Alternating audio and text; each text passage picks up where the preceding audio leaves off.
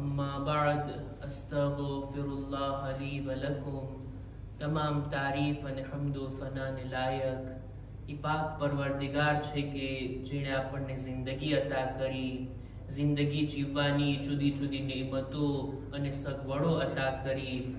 એ ખુદાની એક એક નેમતને જો ઇન્સાન ગણવા બેસે અને એક એક નેમત ઉપર એક એક વખત શુક્રનિલ્લાહ કહે એ પણ શક્ય નથી, કારણ કે એની નેમતો બેશુમાર છે, એની નેમતોને ગણી શકાતી નથી। દુરૂદો સલામ થાય મુહમ્મદ અને આલે મુહમ્મદ ઉપર।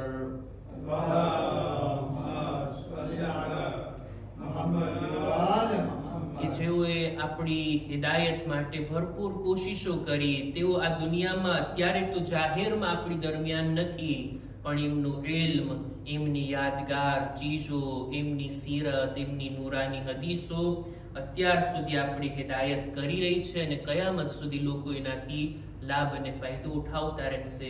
ખુતબાની શરૂઆતમાં પોતાની જાતને અને ત્યારબાદ આપ તમામ મુમિનીનને તકવા, પરહેઝગારી, ગુનાહોથી બચવા, નેક અને દીનદાર બનવાની ભલામણ કરું છું।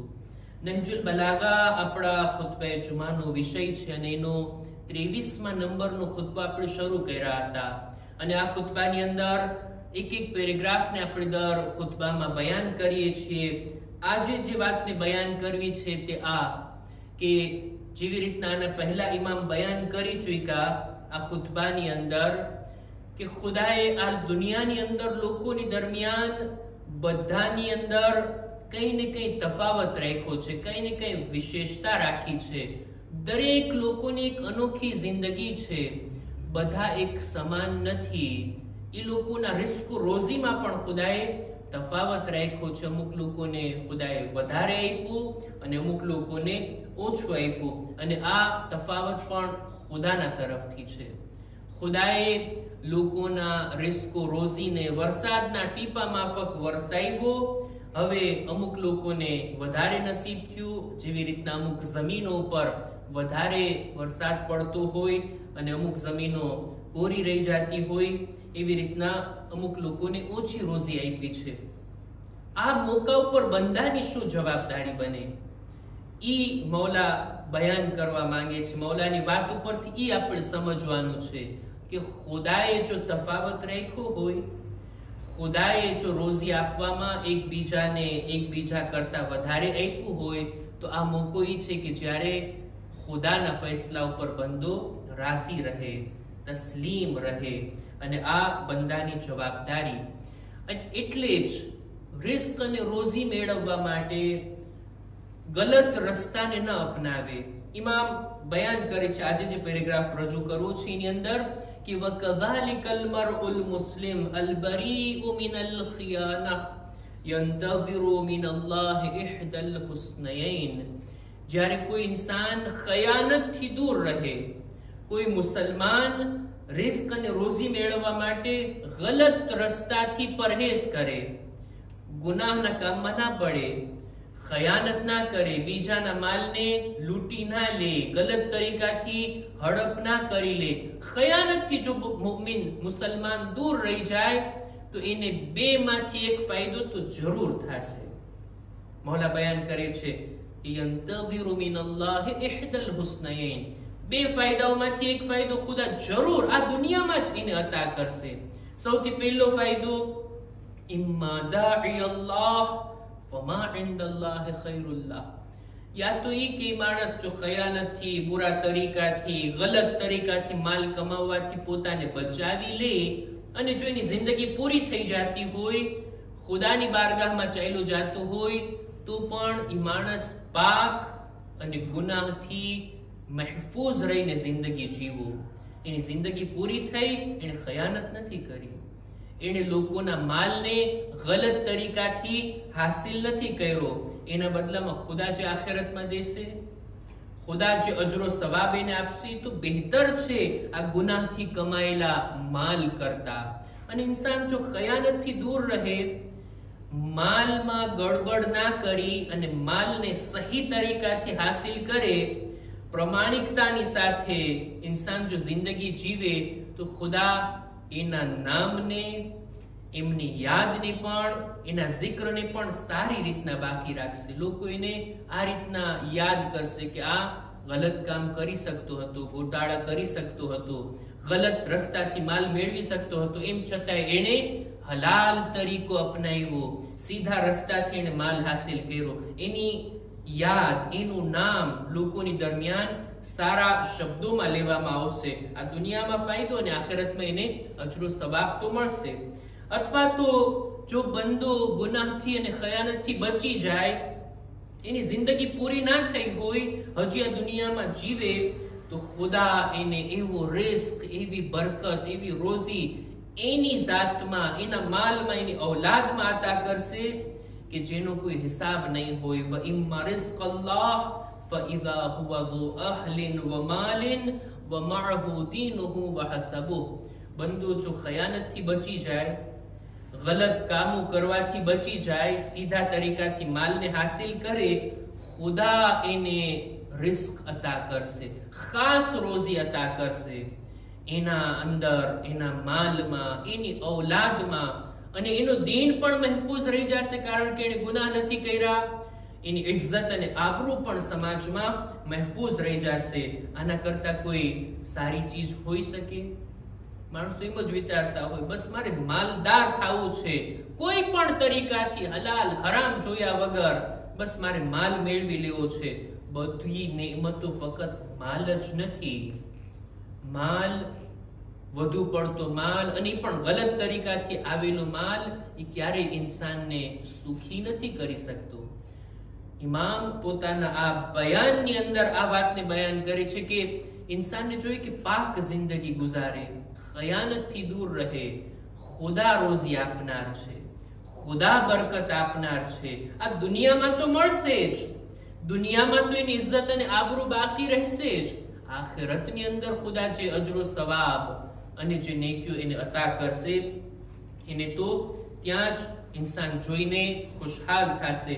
ત્યારબાદ ઇમામ આગળ ફરમાવે છે કે વઇન્નલ માલ વલ બનીન હર્સદ દુનિયા. ઇન્સાન પાસે માલ હોય અને ઔલાદ હોય, આ દુનિયાની ખેતી છે.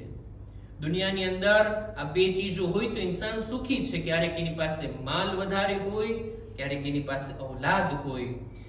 વલ અમલુ સાલિહુ હર્સુલ આખિરા. પણ આ માલ અને ઔલાદ કરતા જો એને અમલે સાલિહ, નેક કામો કરવાની તૌફીક છે, તો એના જેવું એકેય નહીં.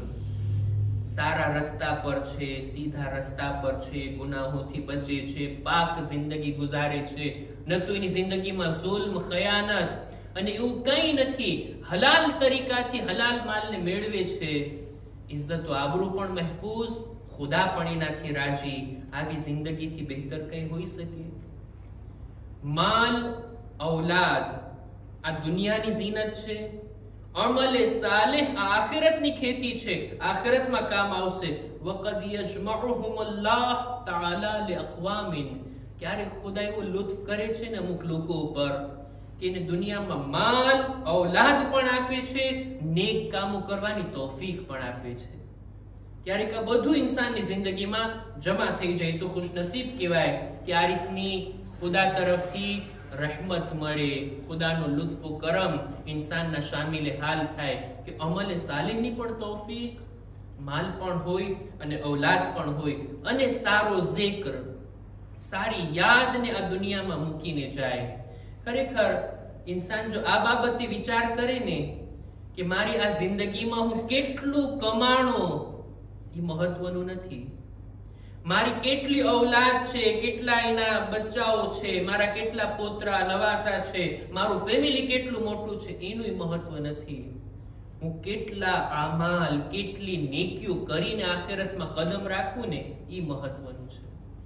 અને દુનિયાથી જ્યારે જાઓ ત્યારે ભરા હાથે જાઓ, નામે અમાલમાં નેકીઓને લઈને જાઓ, અને દુનિયાની અંદર મારી સારી યાદને મૂકીને જાઓ. આ પણ મહત્વની બાબત છે. ખુદા અતા કરે પોતાના ખાસ બંદાઓને, અને તમન્ના પણ કરવી જોઈએ દિલની અંદર કે ખુદાએ આ દુનિયામાં આવ્યો તો છું, આટલા વર્ષ હું જીવીને જઈશ, 60-70 વર્ષ, 80-90 વર્ષ, જેટલી ખુદા તું મને ઉંમર આપીશ, આટલા વર્ષોમાં દુનિયામાં વિતાવીને જઈશ. પણ જ્યારે જાઓ ને ત્યારે મારી સારી યાદ મૂકીને આ દુનિયાથી જાઓ. જેવી રીતના ફૂલ ચાલ્યું જાય પણ એની ખુશ્બુ બાકી રહી જાય. આ ચીજ જેને કુરાનની ભાષામાં કહેવાય લિસાન સિદ્કિન, જનાબ ઇબ્રાહીમ તમન્ના કર્યા હતા. ખુદાએ તે મને બધું આપ્યું છે, એટલા ઊંચા દરજા તે મને આપ્યા, આટલી નેમતો તે મને આપી, બધું આપ્યું છે. ખુદાએ હું પણ તારી પાસેથી માંગુ છું કે તું મારી યાદને બાકી રાખજે. ખુદાએ આ દુઆ કબૂલ પણ કરી. અને અત્યારે તમે જો દુનિયાની અંદર જનાબ ઇબ્રાહીમના નામને કેટલા રિસ્પેક્ટની સાથે લેવામાં આવે છે બધા ધર્મના લોકો. જનાબ ઇબ્રાહીમ જનાબ ઈસાની પહેલા પણ હતા, જનાબ મૂસાની પહેલા પણ હતા. એટલે જ યહૂદી લોકો હોય કે ઈસાઈ લોકો હોય, બધા જનાબ ઇબ્રાહીમને માનની નજરથી જુએ છે. અને મુસલમાનો તો કેવી રીતના જનાબ ઇબ્રાહીમને યાદ કરે છે. એમના કામોને, એમના નામને પણ, એમના કામને પણ જનાબ ઇબ્રાહીમની આ યાદને દર વર્ષે મનાવવામાં આવે છે હજની મોસમમાં. જનાબ ઇબ્રાહીમની કુરબાની, જનાબ ઇબ્રાહીમના એક એક અરકાન અને કામોને દુનિયા યાદ કરે છે. અનેક યાદ, સારી યાદ મૂકીને દુનિયાથી જાવું ને, હદીસની અંદર છે કે બીજાઓ માટે માલ મૂકીને જાવા કરતા પોતાની યાદ લોકોના દિલમાં મૂકીને જાવો બહેતર છે. કે લોકો યાદ કરે આપણા કામને, આપણા નામને. હોય છે એવા લોકો ક્યારેક આપણી જિંદગીમાં એમના અમુક શબ્દો, એમની એક મદદ, એમનો એક સાથ આપણી જિંદગીમાં કેટલો અસરકારક નીવડે છે ને આપણને યાદ રહી જાય. બાળપણમાં કોઈ આપણા ટીચરે આપણને સારી વાત શીખાડી હોય, હજી આપણને એનો ફાયદો મળતો હોય, આપણે એમને યાદ કરતા હોઈએ કે હા, એમણે મારી સાથે સારો સુલુક કર્યો હતો. તો આ સારી યાદ ઇન્સાનની રહી જાય અને આખિરતમાં કામયાબીની સાથે દાખલ થાય, એના કરતા મોટી વાત શું હોઈ શકે. આ ખુતબાને ઇન્શાઅલ્લાહ આપણે આવતા જુમાના પણ આગળ વધારશું. અહેકામ અને મસાઇલની અંદર આપણી ચર્ચા હતી નમાઝ જમાતની અંદર મુસ્તહબ બાબતોની. અમુક મુસ્તહબ બાબતોને આપણે રજૂ કર્યા. અમુક બાબતો એવી હતી કે જે મુજના ચીજ નહીં, કે જે નમાઝ પડાવતો હોય, પેશ નમાઝ હોય, એને લાગુ પડે. દાખલા તરીકે નમાઝે જમાતની અંદર પેશ નમાઝ માટે વાજિબ નથી કે જે કંઈ પડે બધું પાછળવાળાઓને સંભળાય. તમને કંઈ ના સંભળાતું હોય તોય તમે પેશ નમાઝની સાથે રૂકુ, સજદા અને તમારી જે જમાત નમાઝની જવાબદારી હોય એટલું કરો તો નમાઝ સહી છે. પણ મુસ્તહબ છે કે પેશ નમાઝ જ્યારે બુલંદ અવાજથી સૂરા પડવામાં આવતા હોય અથવા રૂકુ સજદાના અને બીજા બધા zikરને બુલંદ અવાજથી પડે કે જેથી લોકોને સંભળાય. આ મુસ્તહબ બાબત છે. ક્યારેક એટલા બધા લોકો આપણે ઝિયારતમાં એમાં જાતા હોય, આપણને કંઈ ના સંભળાતું હોય, જે નમાઝ પડાવે છે તો પણ આપણી નમાઝ સહી છે. એના માટે સંભળાવવું વાજિબ નથી ને આપણા માટે સાંભળવું વાજિબ નથી, પણ આ મુસ્તહબ છે કે નમાઝે જમાત પડાવનાર zikરને એટલા બુલંદ અવાજથી પડે કે બીજા લોકોને સંભળાય.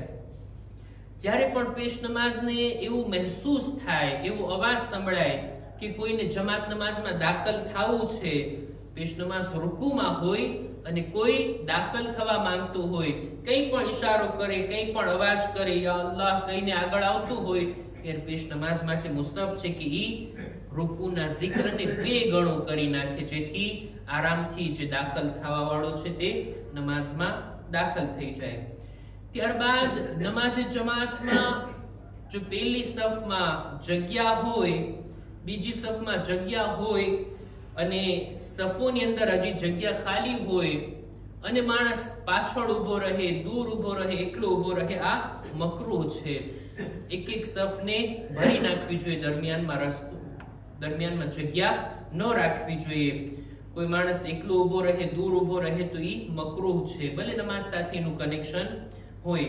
અને એવી જ રીતના એક બાબત છે કે જેનું ધ્યાન રાખવું જોઈએ, આપણે પણ ધ્યાન રાખવું જોઈએ, અને તે આ કે પેશ નમાઝની જે કંઈ પણ બાબતો હોય, જે કંઈ પડતા હોય, પાછળ નમાઝ પડવા વાળા નમાઝીઓ જે કંઈ zikr પડે ને એટલો આહિસ્તા પડવો જોઈએ કે જેથી પેશ નમાઝના કાન સુધી અવાજ ના પહોંચે. નમાઝી લોકો જે કંઈ પણ zikr પડે જો બુલંદ અવાજથી પડ્યા તો એના નમાઝનો સવાબ ઓછો થઈ જાય છે. આ મકરૂહ છે. જે કઈ zikr તમારે પડો એ પડો, પણ એટલો અવાજ બુલંદ ના હોય કે પેશ નમાઝના કાન સુધી આવે.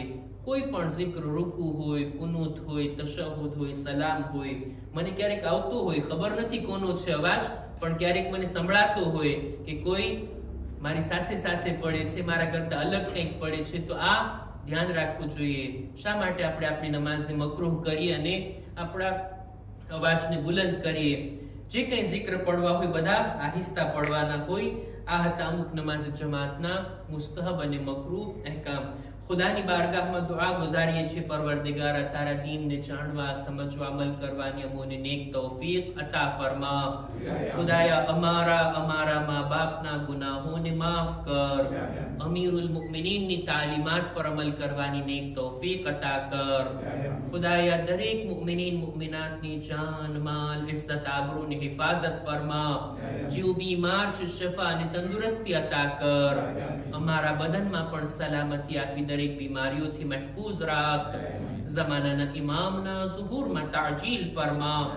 અમારો શુમાર એમના સાથીઓમાં કર. રબ્બના તaqabbal મિન્ના ઇન્નકા અંતસ સમીઉલ અલીમ.